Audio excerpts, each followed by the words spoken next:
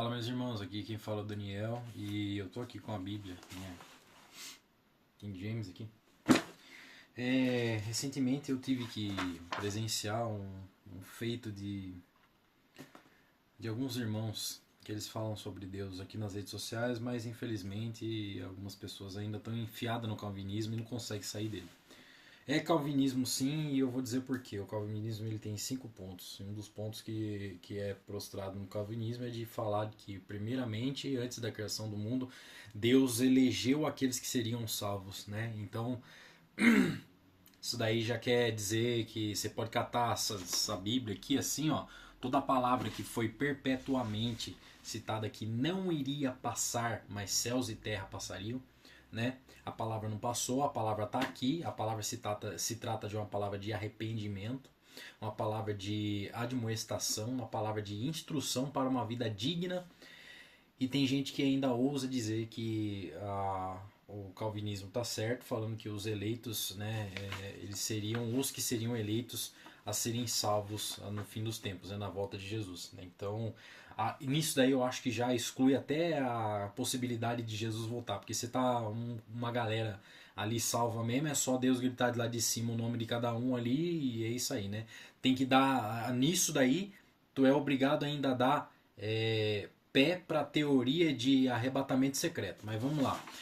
Vamos lá, o irmão aqui, no caso, ele falou sobre um dos versículos da Bíblia e falou que isso prova que Deus escolheu os eleitos antes do tempo. E na verdade, vamos lá, Mateus 22,14. Mateus 22,14 se trata de uma parábola do rei que iria dar uma festa de bodas nupciais, né? E 22,14 se trata de uma parábola, então você tem que ler o capítulo inteiro para você interpretar a parábola de acordo com o que a parábola quer dizer. Mas 22,14 diz assim, ó, portanto muitos serão chamados, mas poucos serão escolhidos. Vamos quebrar a perna aqui, ó. Na parábola, no meio da parábola, diz assim, né? Vamos dar uma elucidação mínima para que vocês entendam. A parábola fala de um rei que estava preparando um jantar de bodas, né? E esse jantar ele havia convidados, né? E o rei mandou seus servos chamarem os convidados, né? Só que os convidados ao receberem o convite, eles deram várias desculpas falando que um comprou uma junta de bois e tinha que testar, outro tinha que ver uma terra nova que comprou, outro tinha que fazer não sei o que e os caras não aceitou, né? E daí o rei mandou de novo os servos que buscassem essa galera. E eles não quiseram saber e foram lá e mataram o servo do rei, né? E isso é uma alusão a todos os profetas que vieram da parte de Deus para Israel, né? E Israel rejeitou os profetas, matou os profetas, fez vários mártires, ainda por cima se tratando dos apóstolos de Cristo. E tem aqui, ó, tanto que depois que o rei percebe que os servos deles foram mortos, ele manda servos a matarem essas pessoas que mataram os servos deles, né? Então disse o rei a seus servos, versículo 8, o banquete de casamento está posto, contudo os meus convidados não eram dignos. E depois as esquinas das ruas e convidai para as bodas todas as pessoas que encontrardes. Agora eu vou ler o resto do contexto todo para vocês serem elucidados. E assim os servos saíram pelas estradas e reuniram todos quantos puderam encontrar, gente boa e pessoas más, e a sala do banquete das bodas ficou repleta de convidados. Entretanto, quando o rei entrou para saudar os convidados que estavam à mesa, percebeu que um homem não trajava as vestes nupciais. E indagou-lhe, amigo, como entraste nesse recinto sem as suas vestes próprias para as bodas? Mas o homem não teve resposta. Então ordenou aos reis seus servos, amarrai-lhe os pés e as mãos e lançai-o para fora, as trevas ali onde haverá grande lamento e ranger de dentes. Precisa, diante de uma teoria, se Deus estivesse eleito todos aqueles que seriam salvos, ele ia ainda precisar criar alguém para ser punido.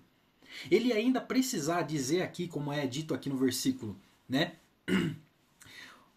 Como adentrastes a esse recinto sem as suas vestes próprias para as bodas? Isso quer dizer, analogicamente, Deus falando assim: como é que você ousa dizer que me serve? Como é que você ousa dizer que está de acordo com aquilo que eu lhe mando fazer, sendo que em caráter, em persona, você não está vestido, você não está munido de tudo aquilo que eu fiz. Não encontro eu justiça em você. É isso que Deus quer dizer.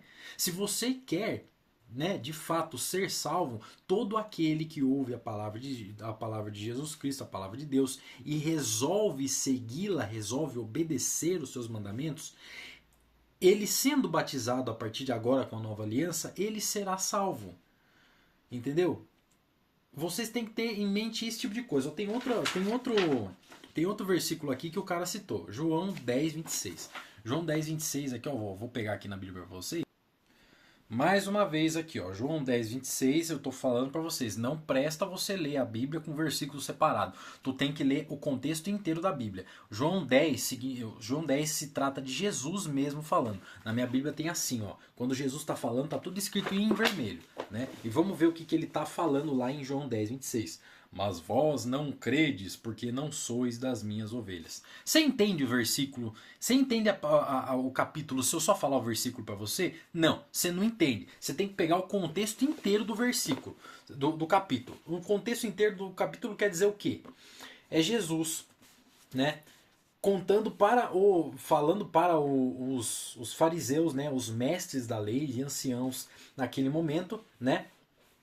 Ele afirmando que já havia dado sinais para eles suficientes para que eles acreditassem, crescem que Jesus era enviado de Deus. Mas eles ousaram dizer que Jesus era enviado e curava pessoas e espantava demônios pelo príncipe dos demônios. E ele espantava demônios pelo próprio, né, Satanás lá.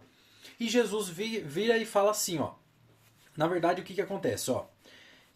Naquela ocasião celebrava-se a festa da dedicação em Jerusalém e era inverno. Jesus caminhava dentro do templo pelo pórtico de Salomão. Então os judeus rodearam Jesus para indagar-lhe: até quando nos deixarás em dúvida? Se és o Cristo, dize a nós claramente. E respondeu Jesus: eu já disse a vocês, e vocês não acreditais. As obras que realizo em nome do meu Pai testemunham ao meu favor. Aí você lê o versículo 26. Mas vós não credes, porque não sois das minhas ovelhas, como já vos afirmei. Se Jesus deu se na parábola da figueira, Jesus explica, na parábola da figueira não, na parábola da semeadura, Jesus explica de maneira a contar parábolas para as pessoas, né? E depois ele vira e fala para os discípulos, né? Ele fala bem assim. Os discípulos perguntam para ele, fala: por que você pergunta por que você fala por meio de parábolas? E Jesus responde, né? Eu falo por meio de parábolas para que todo aquele que ouve não entender e não entendendo não seja salvo. Mas vós tens o benefício, vocês têm a prioridade em saber a revelação disso. Por quê? Porque vocês vieram atrás. Vocês podem perguntar diretamente daquele que contou a parábola. Entendeu? Esse é o cerne da questão. Então, para que você seja salvo, a condição é: você ouve aquilo que Jesus diz, aquilo que Jesus fala, e você vai até ele perguntando, você vai até as escrituras perguntando. E o Espírito Santo te unge de discernimento tal qual você consiga fazê-lo competentemente para que não falte nada de explicação para você e nem muito pouco falte de explicação para que você dê para as pessoas a explicação competente. Porque eu já falei, até no comentário do vídeo desse cara, você tem que tomar cuidado com as coisas que você fala, porque por conta de você pode servir de pedra de tropeço para aqueles que têm a fé mais fraca. E eles acabarem deixando a própria fé por sua culpa. E é dito que aquele que servir de pedra de tropeço ao menor dos meus filhinhos, né, era preferível que amarrasse uma pedra de moinho no pescoço e jogasse no mar. Vamos lá. Não, eu não vou parar por aqui não. Eu não vou parar por aqui não, porque agora eu tô... Nossa, cara, João 17,9 aqui que o cara nem citou. O cara falou...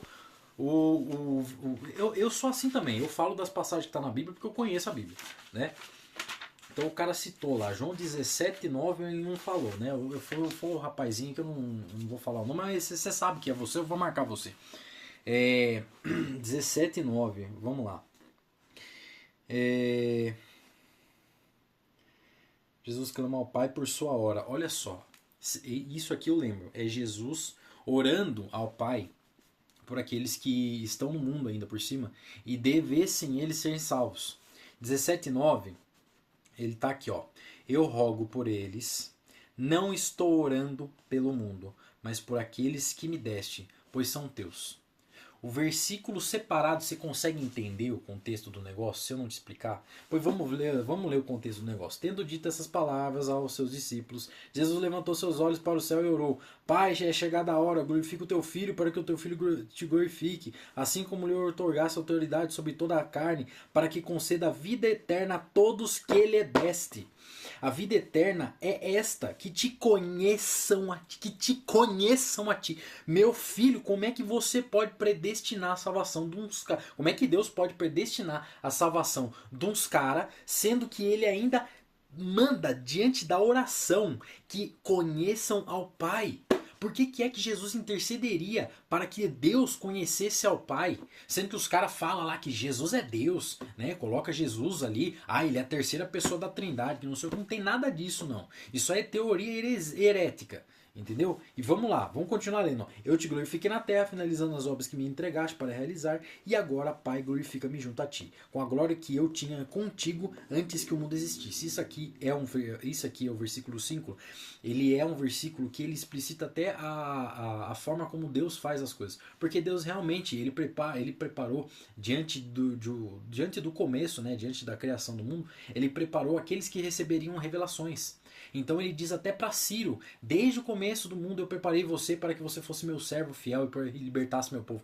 Ele preparou isso. Mas não quer dizer que Ciro existia até antes de Jesus nascer na Terra. Que não tem nada a ver com isso. Vocês podem ler na Bíblia, tá lá, filho. Ó, eu revelei o teu nome àqueles. Por que Jesus tinha que revelar o nome de Deus àqueles? Por que Jesus tinha que revelar o nome de Yahweh àqueles? Eles não seriam salvos, né, automaticamente por... Cara, essa doutrina calvinista é herética ao ponto de falar assim, mas não tem nada que você possa fazer para ser salvo. É desse jeito que os cara carregam, cara. Eles falam assim, você não pode fazer nada para ser salvo. Entendeu? Quem decide é Deus, porque ele escreveu o teu nome no livro da vida. E tem aqueles que mesmo assim ele não escreveu o teu nome no livro da vida. Não tem como, cara.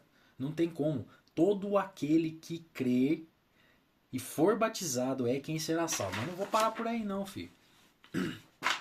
Aí ele chega até lá, ó. Agora eles entendem, tudo que me deste vem de ti, pois eu compartilhei com eles as palavras que me deste, e eles aceitaram, as aceitaram. Olha, o versículo 8º, antes do 9º, ainda por cima, refuta o 9º na cabeça desses caras, velho. Não é possível. Não. Vamos lá. Atos 13. Não, Romanos 9, 22. Essa aqui eu gosto pra caramba. Nossa. Romanos 9, cara. Olha lá, Romanos 9, do 29 ao 30. Não, do Romanos 8, do 29 ao 30. Vamos pegar o Romanos 8, né? Porque foi esse primeiro aqui que o cara falou. Então vamos lá. Vamos lá. Do 29 ao 30, ó. Mais uma vez, não adianta você querer conhecer a Bíblia lendo versículo separado. Vocês não vão saber o contexto, eu vou falar para vocês aqui, ó. Porquanto aqueles que antecipadamente conheceu também os predestinou para serem semelhantes à imagem do seu filho, a fim de que ele seja o primogênito entre muitos irmãos. Por que alguém teria que ser a imagem? Calma lá. Olha só o versículo. Porquanto aqueles que antecipadamente conheceu também os predestinou para serem semelhantes à imagem do seu filho, a fim de que ele seja o primogênito entre muitos irmãos.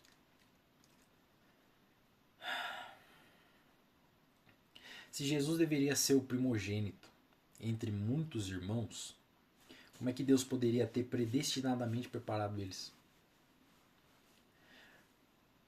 Cata Abraão lá, Isaac, Jacó, Ruth, pega essa galera tudo e fala, mano, vocês morreram, vai tudo pro Geena, né? Não tem como salvar vocês. Vocês foram obedientes, mas não. Primogênito, Jesus, como ele é o primogênito, o primogênito de Deus. Aqui quer dizer que ele é o primogênito de Deus, né? Mas os caras interpretam como se ele fosse o primogênito que dá ênfase àqueles que são predestinados para serem salvos.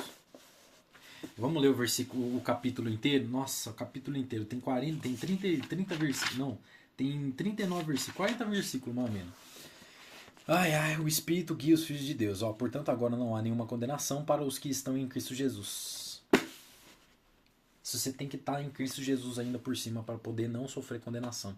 Porque a lei do Espírito na vida em Cristo Jesus te livrou da lei do pecado e da morte. A lei instituída pelo Espírito de Cristo Jesus agora te levou do pecado e da morte. Por quê? Porque você foi batizado em nome de Jesus, não em nome de Espírito Santo, de Pai, Filho, de Espírito. Não tem nada disso aí, entendeu? A ordem expressa é batizado seja em nome de Jesus. Né? Foi Paulo que falou isso aí ainda por cima, mas vamos continuar aqui. Ó. Portanto, aquilo que a lei fora incapaz de realizar por estar enfraquecida pela natureza pecaminosa. Não, é aí, né? Ó, portanto, aquilo que a lei for incapaz de realizar por estar enfraquecida pela natureza pecaminosa, Deus o fez, enviando seu próprio Filho à semelhança do ser humano pecador como oferta pelo pecado. E assim condenou o pecado na carne. Como é que Deus precisa ainda por cima enviar o Filho Jesus, nascido de virgem? E ainda os caras dizem que a predestinação da salvação, que é uma predestinação fatalista, né? Ela ocorre desde antes da criação, porque Deus tem autoridade, porque ele é assim. Gente, não tem como o livro inteiro da Bíblia fazer sentido de acordo com essa teoria. Porque se o livro inteiro ele se trata de arrependimento e tem arrependei-vos, arrependei-vos, arrependei-vos, o evangelho do reino é arrependei-vos, e porque o reino dos céus está próximo, o Filho de Deus está próximo está próximo às portas. Para que é que você tem que pregar o id? É Jesus, é Deus falando, ah, não, eu quero saber quanto você é ousado. Não, Deus não quer isso, Deus quer que você seja competente, cara. Por que é que você, como eleito para poder julgar as 12 tribos de Israel, para poder viver eternamente com Deus, você acha que na tua pequenez, na tua pecaminosidade, você não você seria eleito incondicionalmente por Deus e não seria ali capacitado? Você não seria ali chamado a ser santo? Cara, não tem essa. A eleição é daqueles que querem, daqueles que quiserem mesmo. Entendeu? Não é porque o nome deles foi escrito ali no livro da vida que Deus predestinou aqueles para serem salvos. Não, nada a ver.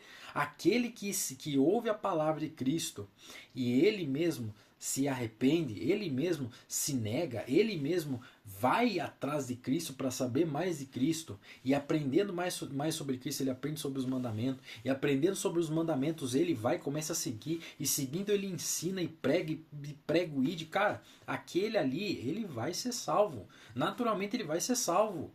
Entendeu? Se ele ostentar, ele ainda vestir as vestes nupciais para fazer parte do jantar de bodas do Cordeiro. Meu, o contexto, o contexto da Bíblia, ele é totalmente conexo. Ele não faz conexão com nenhuma teoria mental que você tenha desenvolvido na tua mente, na tua cabeça. Ele faz contraste direto com a teoria que é desenvolvida na própria Bíblia. Portanto, o texto em loco, o texto, ele deveria ser hebraico e grego. Porque era o texto, era a língua daquele tempo, era a língua daqueles povos que escreveram a Bíblia. Agora os caras pegam a interpretação traduzida dos malucos que traduziu Pega a interpretação dos caras que traduziram do hebraico pro português, mano. No português tu tem uma palavra para descrever 50 coisas, cara. Como é que você pode confiar numa língua que você fala uma única palavra e um estrangeiro não consegue entender o que aquela palavra quer dizer? Porque tem vários tipos de significado. Cara, vocês têm que tomar muito cuidado. Peçam discernimento a Deus.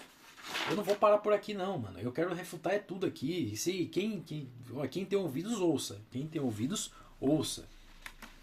Atos... Romanos 9, 22, 23. Vamos lá. 9, 22, 23. Isso aqui eu gosto pra caramba, velho. 22 e 23, vamos lá. Mas o que tem a dizer se Deus suportou com muita longanimidade, né, os vasos da ira, preparados para a destruição, porque desejava manifestar a sua ira, manifestar a sua ira. É uma pergunta ainda por cima. Ó. Mas o que você tem a dizer se Deus suportou com muita longanimidade os vasos da ira, preparados para a destruição, porque desejava manifestar a sua ira e tornar conhecido o seu poder. Você que chega aqui em Romanos 9, 22, você lê só esse versículo aqui e você fala, pô, mano, acho que Deus estava ali exibindo força, Deus estava se exibindo ali, né? É basicamente isso, ó, o entendimento que você tem, sem ler o capítulo inteiro. Nunca confie em ninguém que diz para você sobre capítulo, sobre versículo separado da Bíblia e forma o cerne dele na consciência dele a partir daquilo ali. Se você confiar numa pessoa dessa, tenha pelo menos o espírito de humildade exercendo para pegar a Bíblia e ler todo o contexto do capítulo. Aí quando você chegar no versículo, você faz o seu julgamento.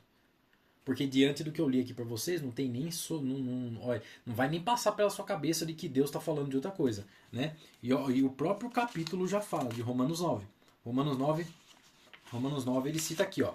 Ele começa assim: o lamento de Paulo por Israel. É Paulo lamentando por Israel ainda por cima. Digo a verdade em Cristo, não falo inverdades. Minha consciência o confirma no Espírito Santo, que tenho grande tristeza e incessante dor no meu coração, porquanto eu mesmo desejaria ser amaldiçoado e separado de Cristo, por amor dos meus irmãos, que são meus parentes segundo a carne. Tá. Os quais são israelitas, de quem são a adoção, a glória, as alianças, a promulgação da lei, o culto, as promessas. A quem são os patriarcas, e a partir deles é traçada a linhagem humana de Cristo. Se você ler até essa parte que você vai falar, pô, mano, só os israelitas vão ser salvos, né? De que adianta Paulo se autodeclarar como aquele que deveria pregar aos gentios sobre Cristo Jesus? Ele iria falar que pertence apenas só a Israel, né, a linhagem divina, né? Ou a promessa divina pertence só a Israel. Paulo ele diz aqui que ele tem muita inveja disso, mas ele diz porque os israelitas mesmo daquele tempo não foram dignos, né? Como a parábola do rei que chama os convidados para o banquete. Ele fala assim, ó, cara, eles receberam tudo, eles são os mais ricos que se há espiritualmente. Eles detêm todo o patrimônio espiritual competente para poder tornar eles salvos e merecedores do reino de Deus. Mas eles não são dignos. Não são dignos porque eles são rebeldes, né? Deus mesmo fala: meu povo é um povo rebelde, é um povo desobediente, idólatra. Cara, vamos continuar aqui. Vamos continuar, minha bunda tá doendo de sentar no chão aqui, mas vamos lá, ó, Atos 3:48. Vamos procurar Atos 3. O poder do Espírito Santo é tão forte que eu só mexi o dedo e já abriu. Olha, glória a Deus. Atos 13:48. Vamos lá, versículo 48. Ao ouvirem essa declaração, os gentios se alegraram sobremaneira e glorificaram a palavra do Senhor. Peraí, é isso? Atos 13:48. Ao ouvir, é isso aí, rapaz, é isso aí. Tá aqui mesmo, é isso? 13:48. Ao ouvirem essa declaração, os gentios se alegraram sobremaneira e glorificaram a palavra do Senhor. E todos quanto haviam sido escolhidos para a vida eterna, creram de coração.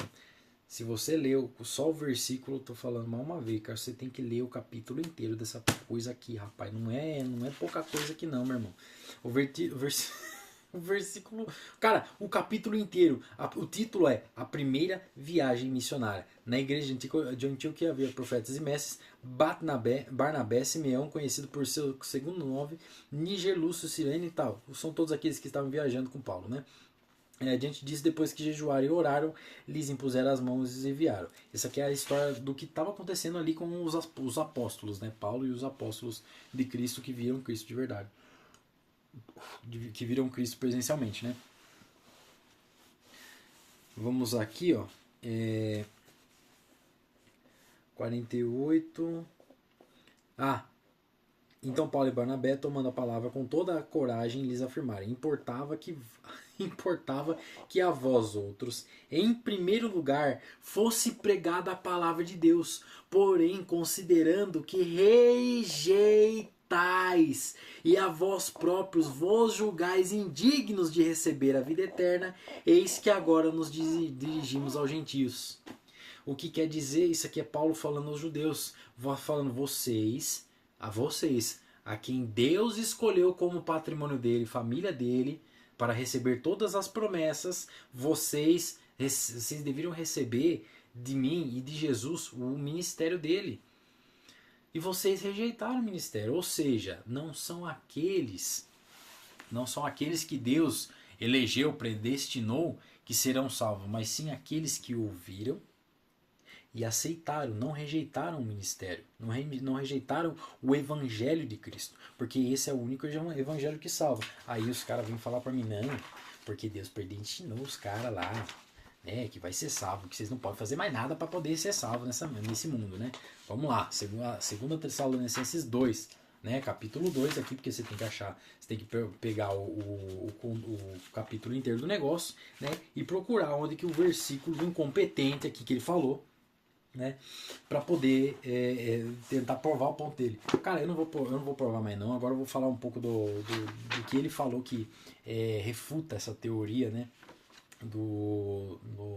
de que a predestinação seria aquilo que estivesse valendo, porque Deus é soberano, que não sei o que lá. Não, Deus é soberano, gigantescamente soberano, tão rico em misericórdia que ele tem misericórdia infinita para aqueles que pedirem. E eu vou fundamentar para vocês, não é possível, cara. Eu ainda vou fundamentar para vocês, a misericórdia de Deus é tão grande que para o rei Acás, o rei Acás ele recebe uma revelação de Deus que ele não precisava se preocupar, porque Judá não ia ser destruída. Os assírios não iam destruir Judá. Mas o que o rei Acás fala? Não, eu vou aqui me precaver para que eles não venham e eles não me destruam. Isso mesmo, Deus falando para ele que, né, não iriam ser destruídos. E mesmo assim, para poder olha como Deus é misericordioso. Ele não escolhe os caras assim e fala, não, peraí, você vai ser salvo, então eu vou falar um negócio aqui, aí você segue o roteiro. Deus não é assim, porque ele chega para casa e fala assim, ó, pede um sinal para mim, pede um sinal para o seu Deus e eu lhe darei um sinal de que essa profecia é verdadeira. E Acás fala o quê? Acás vira e fala assim, não, eu não vou pedir sinal algum, pois eu não tentarei o meu Deus. Isso aí Isaías falou pro cara por meio de Deus. E aí Deus vira e fala assim, não, tá, você não quer saber, você não quer ter parte comigo? Tá bom, né? Então eu vou dar para você pelo menos vou dar um sinal por minha espontânea vontade, porque eu que mando no negócio aqui. Uma virgem dará à luz a um filho e ele será chamado Emanuel, que significa Deus conosco. Vocês vão procurar aqui, rapaz. Vocês vão procurar, não é brincadeira não, filho. Né? O próprio versículo ele se trata aqui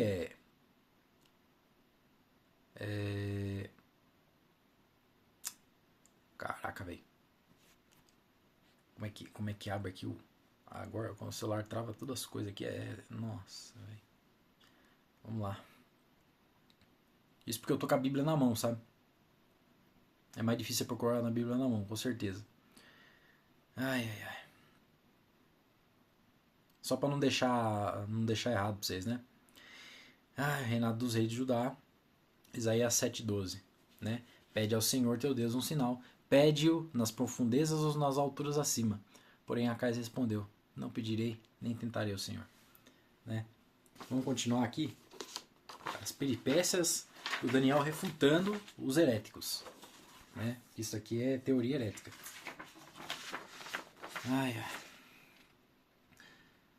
1 Timóteo 2. 1 Timóteo 2. Eu estou em Lucas um pouquinho para frente. Vamos lá, Atos dos Apóstolos, Romanos. Não tem corte aqui não, porque aqui nós não corta nada.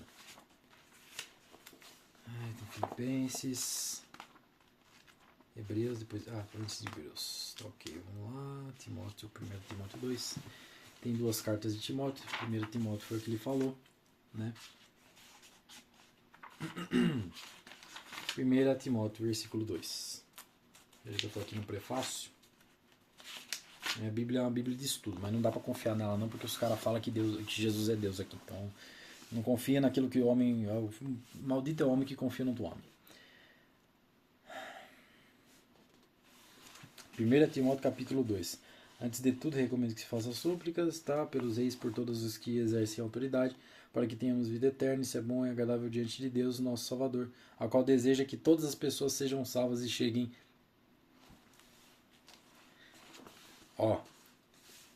O que ele falou foi 1 Timóteo capítulo 2, versículo 4. Versículo 3 e 4. Isto é bom e agradável diante de Deus, nosso Senhor, o qual deseja que todas as pessoas sejam salvas e cheguem ao pleno conhecimento da verdade. Porque há um só Deus e um só mediador entre Deus e o ser humano, Cristo Jesus.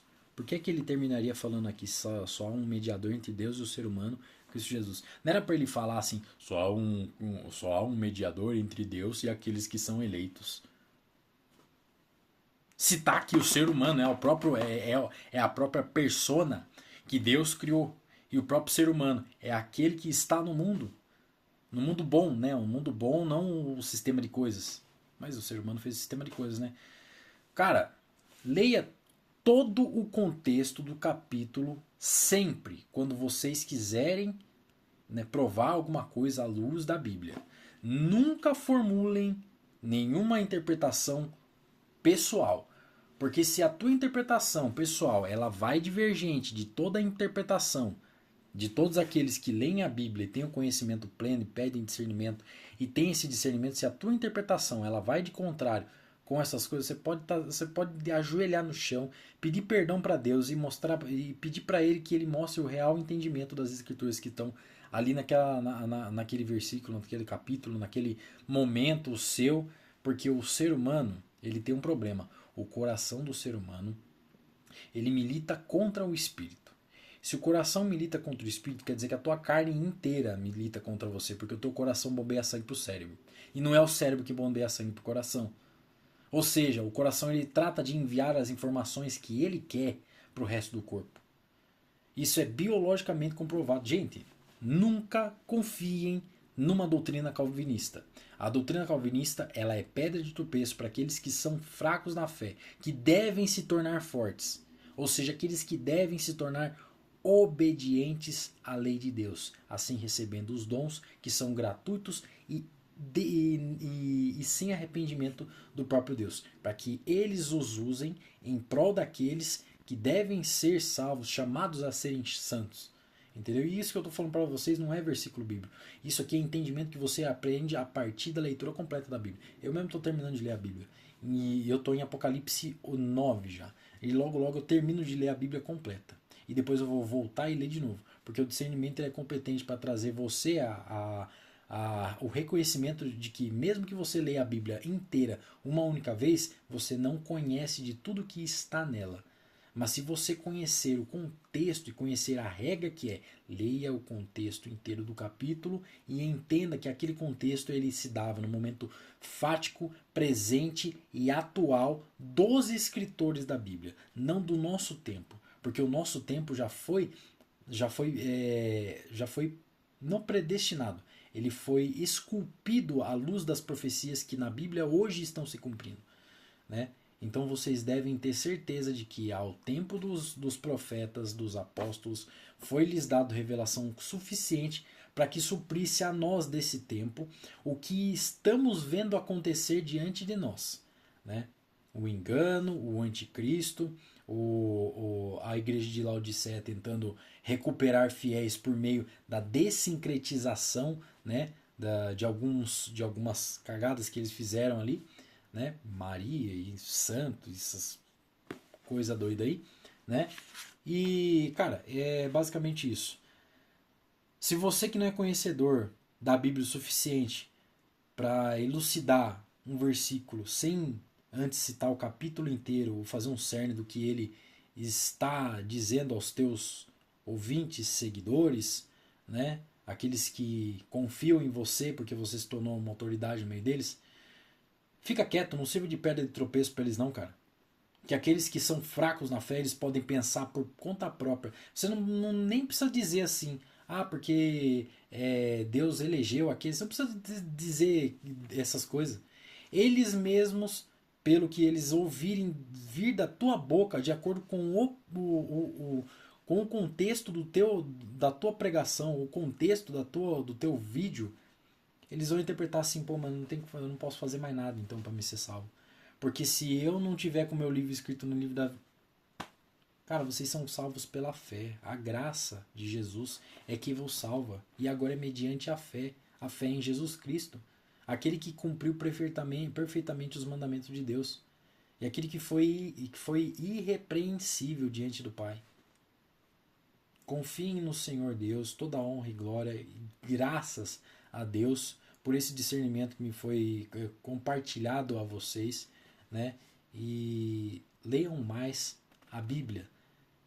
Não fiquem ouvindo de guru da internet, porque verdadeiramente nem eu, nem esses caras, a gente tem credibilidade suficiente para dar para vocês aquilo que é suficiente para que a fé de vocês se fortaleça. E sim, as próprias obras de vocês é que farão com que a sua fé se fortaleça e elucidarão para que vocês se tornem a persona que Deus quer que vocês se tornem.